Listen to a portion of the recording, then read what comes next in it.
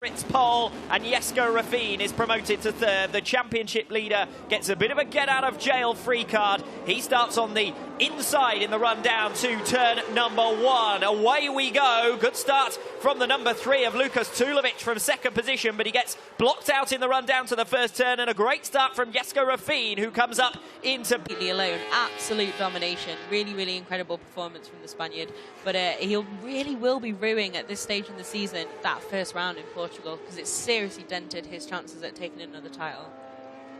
Brenner has well and truly escaped away from Cardilus. Whoever has been in third position, Tulovic early on, then Eki, now Tommaso Marcon, and Marcon a second clear of Eki, so that one looks like it's settling down as well. The real fight is between Zacconi and Brenner in 6th position, because there's now less than a tenth of a second between them as they fight it out, as I said, over P6. Yeah, really, really close there.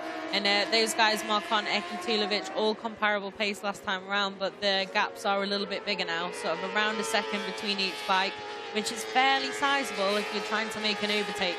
So yeah, I think it looks like, barring any drama, Marcon looks like he might have that third place in that first podium, like you said, but Zacconi, Brenner could be some last corner fireworks.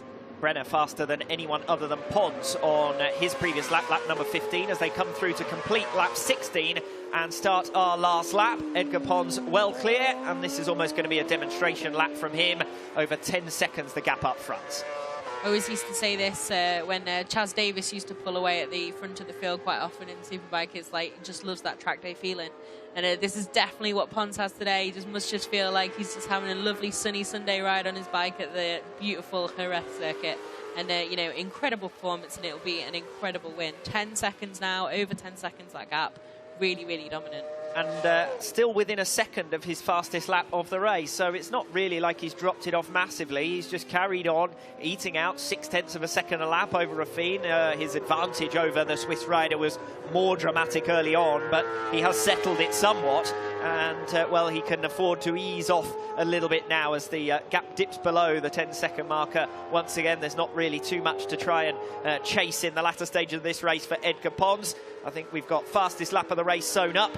I think we've got 25 points sewn up as well. It'll be a hat-trick of victories for Edgar Pons, our race leader. Jesko Rafin in second, still third with Marcon, over a second up on Eki. Likewise a second between Eki and Tulovic, who had that skirmish earlier on in the race. Zacconi and Brenner, absolutely nothing between them now. And Brenner, who is just a couple of tenths of a second behind, had set a new personal best second sector to really claw onto the tail of Zacconi, and I wonder whether he'll get an opportunity in the latter stages to come through. But it's a one-wheeled celebration for a third consecutive race win for Edgar Pons.